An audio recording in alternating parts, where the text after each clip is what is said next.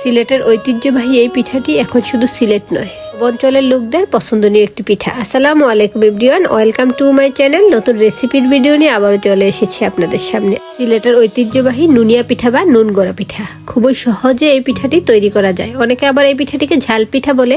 এই পিঠাটি খেতে যেমন মজাদার, তৈরি করাও অনেক সহজ। অল্প সময়ে এই পিঠাটি তৈরি করা যায়। পিঠা তৈরির কাজে চলে আসছি। চুলায় একটি প্যান বসিয়ে দিয়েছি। এখন পিঠার ব্যাটারটা তৈরি করে নিব। 1 কাপ পানি দিয়ে দিয়েছি। এখন এর মধ্যে আমি শুরুতেই দিয়ে দিচ্ছি 1/2 চা চামচ লবণ। এখন দিয়ে দিচ্ছি 1/2 চা চামচ হলুদের গুঁড়া। এখন অ্যাড করে দিচ্ছি 1/2 চা চামচ ধনিয়া গুঁড়া।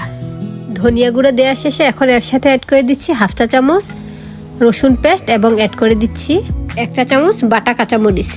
এখানে মরিচও অ্যাড করা হয়েছে কারণ এই পিঠাটাকে অনেকে আবার ঝাল পিঠা বলে। এখন দিয়ে দিয়েছি 1/2 চা চামচ রসুন পেস্ট। এখন সবগুলো উপকরণ দিয়ে ভালোভাবে নেড়েচেড়ে এটাকে জাল করে নিচ্ছি। এই পানিটার মধ্যে ভালোভাবে বলক চলে আসলে এর সাথে আমি চালের গুঁড়া অ্যাড করব। এই অংশটাতে ভালোভাবে বলক চলে আসছে। এখন এটাকে আমি টোটাল 1 মিনিট জাল করে নিব, যেন সবগুলো উপকরণ ভালোভাবে মিশে যায়। সেজন্য এখানে আমি 1 মিনিট জাল করে নিচ্ছি। আর এর মধ্যে ভালোভাবেই বলক চলে আসছে। এখন এর সাথে আমি চালের গুঁড়া অ্যাড করে দিচ্ছি। এখানে আমি প্রথমে 1 কাপ চালের গুঁড়া দিয়েছি।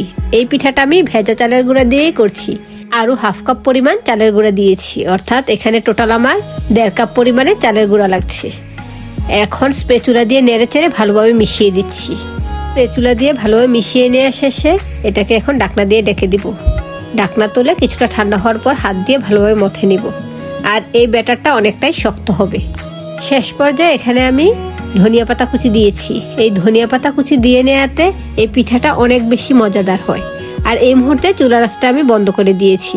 শেষ পর্যায়ে এই ধনিয়া পাতাটা অ্যাড করেছি।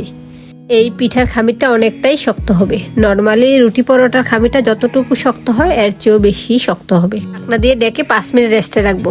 তারপরে ঢাকনা তুলে এটাকে ভালোভাবে মথে নিচ্ছি। দেখুন একেবারে শক্ত একটা খামির তৈরি করেছি। আপনারা ভিডিওটা ভালোভাবে লক্ষ্য করলে বুঝবেন। এখন উপর থেকে চালের গুঁড়া ছিটিয়ে দিয়েছি। এখন এই রুটিটাকে বেলে নিচ্ছি। পাতলা রুটিগুলো আমরা যেমন পাতলা বেলে নেই, এই পিঠাটাকেও তেমনভাবেই পাতলা করতে হবে। যতটুকু সম্ভব পাতলা করতে হবে। রুটিটা বেলে নেওয়া শেষে এখন আমি কেটে নিচ্ছি। এখানে আমি কুকি কাটারের সাহায্যে পিঠাগুলো কেটে নিচ্ছি। আপনারা রাউন্ড শেপেরও পিঠাটা বানিয়ে নিতে পারেন। পছন্দনীয়ভাবে লম্বালম্বি করেও কেটে নিতে পারেন। যেভাবেই সম্ভব কেটে নিলেই হবে।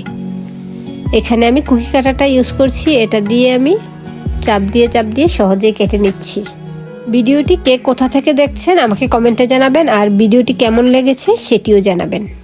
আর আমার চ্যানেলে যদি নতুন হয়ে থাকেন চ্যানেলটি ঘুরে আসুন। চ্যানেলে অনেক ধরনের রান্নার রেসিপি রয়েছে। ভালো লেগে থাকলে চ্যানেলটি সাবস্ক্রাইব করে পাশে থাকা বেল আইকনটি বাজিয়ে দিবেন।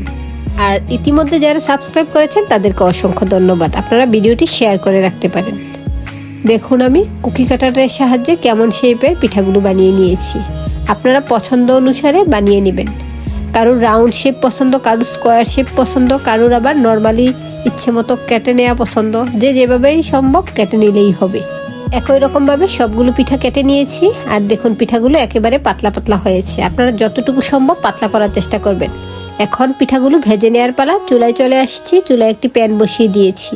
পিঠাগুলো ভাজার জন্য প্যানে পর্যাপ্ত পরিমাণে তেল দিয়েছি। তেলটা গরম হয়ে আসার পর একে একে আমি পিঠাগুলো দিয়ে দিচ্ছি। আর তেলটা অবশ্যই গরম হওয়ার পর পিঠাগুলো দিতে হবে, এতে করে পিঠাগুলো ফুলে উঠবে। দেখুন মাশাআল্লাহ পিঠাগুলো গরম তেলে দেওয়ার সাথে সাথেই ফুলে উঠছে। আর এখানে পিঠাগুলোকে অল্প আঁচে ভেজে নিতে হবে, কারণ এগুলো একেবারে মুচমুচে হয়। সেজন্য অল্প আঁচেই ভেজে নিতে হবে। আপনারা আমার রেসিপিটি ফলো করে এই পিঠাটা একবার বানিয়ে খাবেন, তাহলে দেখবেন আপনাদেরও পছন্দ হচ্ছে। বিকেলের নাস্তায় সহজেই বানিয়ে নিতে পারেন এই পিঠাটি। হাতের নাগালের সবগুলো উপকরণ। আর বানিয়ে নেওয়াও খুব কষ্টের কাজ নয়। সেজন্য আমার রেসিপিটি ফলো করে একবার এই পিঠাটি বানিয়ে নেবেন। পিঠাগুলোর এক পাশ ভাজা হয়ে গিয়েছে। এখন এগুলোকে উল্টে দিচ্ছি। অপর পাশটাও ভেজে নিচ্ছি। এপাশ ওপাশ করে গোল্ডেন ব্রাউন হওয়া পর্যন্ত এগুলোকে ভেজে নিচ্ছি। এই পিঠাগুলো আমি টোটাল 4 মিনিট সময় নিয়ে ভেজেছি, কারণ আমি একেবারে অল্প আঁচে ভেজেছি। এতে করে পিঠাগুলো একেবারে ক্রিস্পি হয়েছে। এখন আমি ছাঁকনির সাহায্যে তেল থেকে পিঠাগুলো তুলে নিচ্ছি। পিঠাগুলোর কালারটা যেমন সুন্দর আসছে তেমনি একেবারে মুচমুচে হয়েছে। এখন আমি আরেক বেশে পিঠাগুলো ভেজে নিচ্ছি। এই জাল পিঠা বা নুনিয়া পিঠাটি খেতে অনেক বেশি মজাদার। আপনারা আমার রেসিপিটি ফলো করে একবার বানাবেন, আর যদি বানিয়ে থাকেন তাহলে আমাকে কমেন্টে জানাবেন আপনাদের পিঠাটা খেতে কেমন হয়েছে। দেখুন একেবারে ফুলে উঠেছে আর একেবারে ক্রিস্পি হয়েছে। আশা করি ভিডিওটি ভালো লেগেছে। আবার চলে আসবো অন্য কোনো নতুন রেসিপির ভিডিও নিয়ে। সে পর্যন্ত সবাই ভালো থাকবেন, সুস্থ থাকবেন। আল্লাহ হাফেজ, আসসালামু আলাইকুম।